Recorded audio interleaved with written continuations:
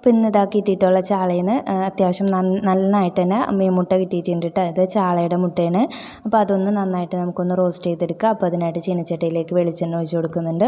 സവാള ചെറുതായിട്ട് കട്ട് ചെയ്തത് ഇട്ട് കൊടുക്കുക. സവാള ഒന്ന് ജസ്റ്റ് ഒന്ന് വാടി വരുന്ന ടൈമിൽ മഞ്ഞൾപ്പൊടി, മുളക് പൊടി, മല്ലിപ്പൊടി, അതേപോലെ കുറച്ച് പെരിഞ്ജീരകത്തിൻ്റെ പൗഡറും കൂടി ഇട്ട് കൊടുത്ത് നന്നായിട്ടൊന്ന് മൂപ്പിച്ചെടുക്കുക കേട്ടോ.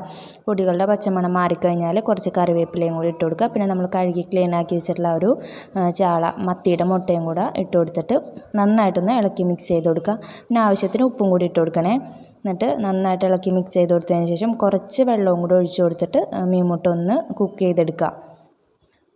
ആ വെള്ളമൊക്കെ ഒന്ന് വറ്റി മീനിൻ്റെ മുട്ട ഒന്ന് നന്നായിട്ട് വെന്ത് വന്നിട്ടുണ്ടെങ്കിൽ വീണ്ടും ഒന്ന് ഇളക്കി മിക്സ് ചെയ്ത് കൊടുക്കുക. അപ്പോൾ നല്ല അടിപൊളി മീൻമുട്ട റെഡി ആയിട്ടുണ്ട് കേട്ടോ. അപ്പോൾ എല്ലാവരും ട്രൈ ചെയ്ത് നോക്കാൻ മറക്കണ്ട. നല്ല ടേസ്റ്റാണ്. ഇത് മാത്രം മതിയിട്ട് നമുക്ക് വയറ് നിറയെ ചോറ് കഴിക്കാം. അപ്പോൾ ഇതേപോലെ റെസിപ്പികൾക്കായിട്ട് നമ്മുടെ ചാനലൊന്ന് സബ്സ്ക്രൈബ് ചെയ്യാൻ മറക്കല്ലേ.